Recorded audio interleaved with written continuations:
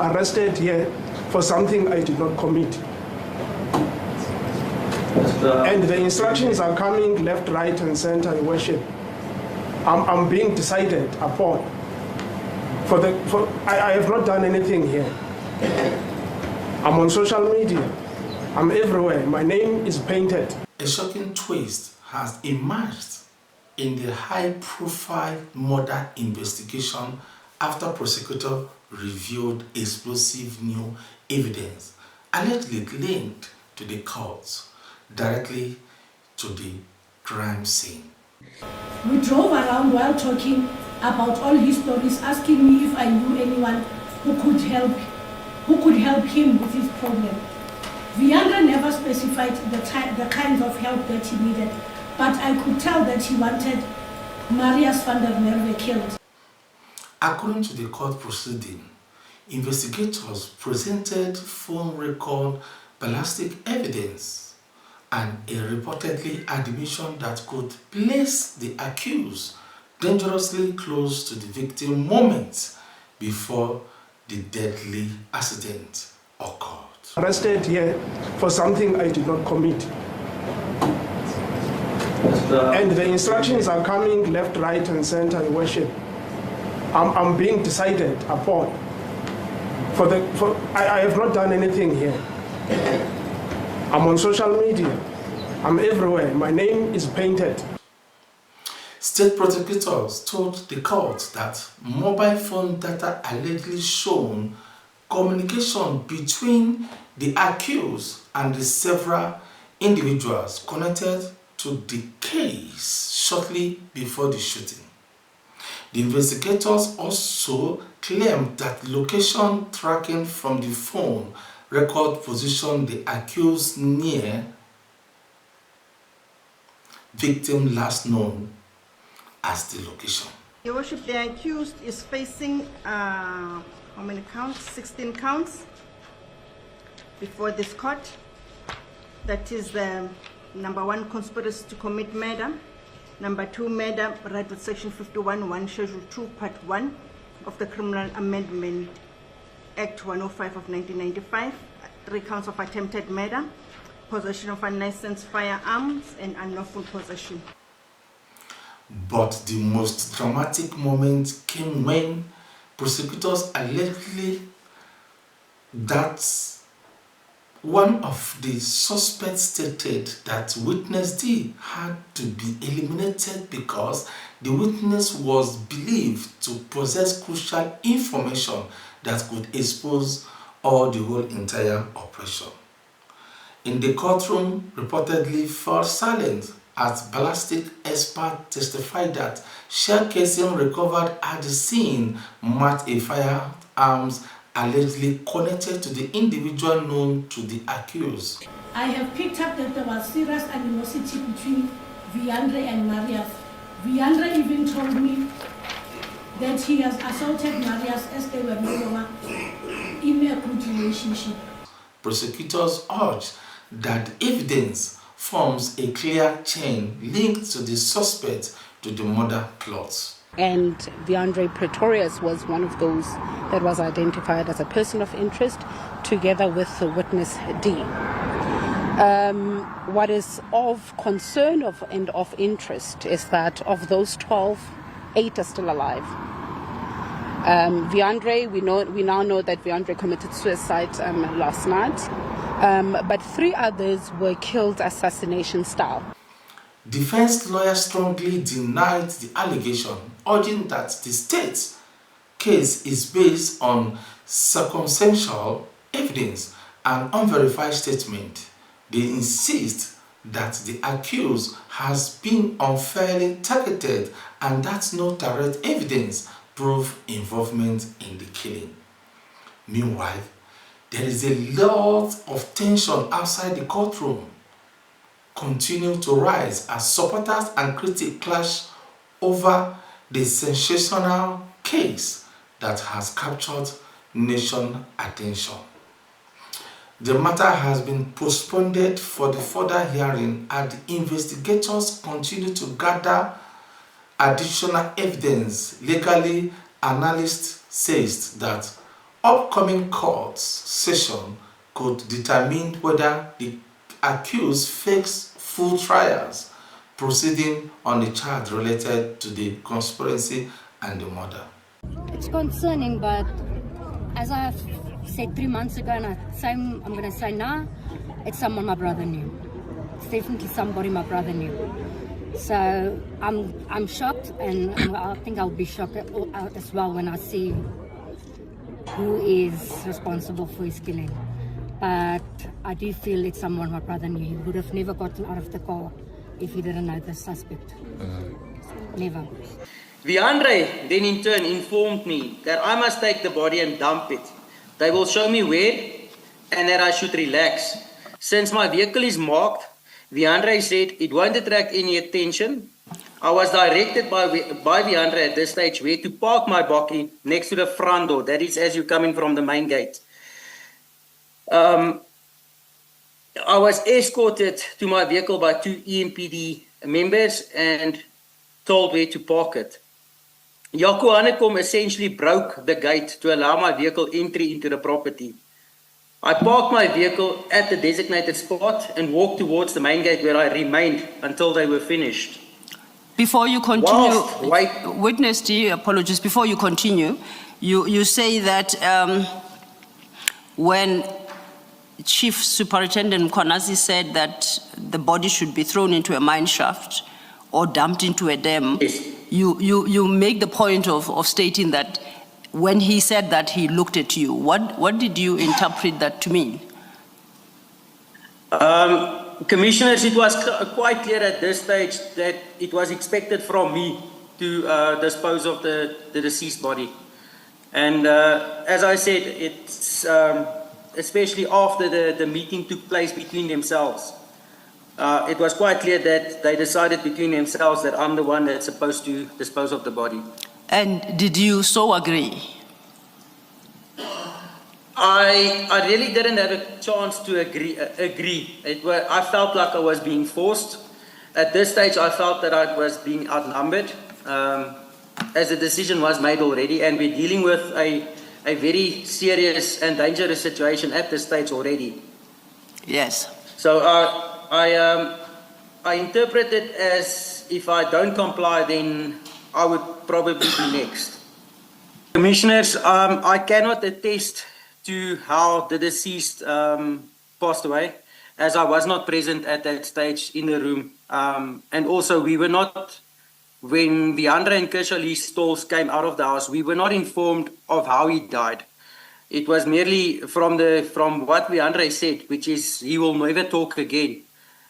We arrived at the conclusion that, or myself arrived at the conclusion that the deceased is in fact deceased and no more. Madlanga Inquiry Commissioners Advocate Sandile Khumalo SC and Advocate Sesi Baloyi SC were accompanied by Evidence Leader Advocate Matlape Silo SC to the home of slain Marius van der Merwe, who testified as witness D at the commission. They came here to pay their respects. Well, the assassination is still raw for this community here in Boksburg. Some who have told us of chilling details of the loud sound of gunshots this past Friday. So while the motive for van der Merwe's killing is unknown at this stage, there's speculation that it may have been linked to his testimony at the inquiry. During the investigation, it was established that prior to the murder, the deceased had in a WhatsApp group informed his friends that he had been followed by a black Suzuki Swift motor vehicle bearing registration number MP36FSGP. The message that he sent to his friend reads as follows. Now, quote, open quote, MP36FSGP found the car around my house last night and this morning numerous times. Three dots that were on the message, and then he writes 3 occupants, close quote. This message was sent on the 3rd of December 2025. Tracker data obtained through a 205 application confirmed the said Suzuki motor vehicle with the registration number MP36FSGP was present in the vicinity of the deceased resident on at least 2 occasions, that is being on the 29th of November 2025 and 2 December 2025. The state alleges that this conduct This conduct is indicative of prior planning and surveillance on the deceased before he was murdered. On the 5th of December 2025, being on the day of the murder, the tracker data shows the same vehicle traveling towards Goud Street, that is where the deceased lived, and shortly before the shooting. The applicant, in his warning statement, admits being in the vicinity of the deceased's place of residence with Pretorius on the day of the shooting. Drove around while talking about all his stories, asking me if I knew anyone who could help him with his problem. Viandra never specified the kinds of help that he needed, but I could tell that he wanted Marius van der Merwe killed. After driving around, we went back to the car wash and he jumped into his buggy. I also drove back to Basoni. Viandra phoned me again on the 2nd of September 2025 and requested me to come to Brakpan as he was under serious stress. At no stage did I ever let Viandra drive my vehicle alone. At all material times we were together until I dropped him at the police station. Myself and Viandra waited at the police station parking lot until he phones the wife to come and pick him up, and the wife came driving the same white Isuzu buggy that had earlier dropped him. I then took my black Suzuki Swift and went home. Was that witness D had been shot and killed. I took pictures on the TV and started to send to different people, and also received some from other people that I knew. Call data analysis reveals suspicious behavior on the part of both Pretorius and the applicant, that their cell phones were switched off while traveling to Brakpan in the same vehicle. This conduct is also indicative of a deliberate attempt to evade detection. The applicant, in his warning statement, admits to having traveled to Brakpan in the same vehicle as Pretorius. I then went into the bedroom where the suspect had been taken to by the Brakpan SAFs members with Viandre Pretorius. I noticed Viandre Pretorius, the suspect, with a plastic bag with the two SAFs Brakpan members assisting him from the right-hand side of the double bed. Tubing is where a plastic bag gets placed over a person's head, and that person gets suffocated to the point that he talks or cannot breathe, no longer breathe, and then obviously that we will, or they would obviously then ask him to talk to us, obviously to avoid this from taking place again. I followed Mackenzie all the way to Spaarwaterpan, just outside Nigel, where Mackenzie instructed me to dump the body of the suspect. I did as instructed and placed the deceased body's legs first into the water and let the rest of the body rest on the banks of the dam. I got back into my vehicle and drove towards the R23.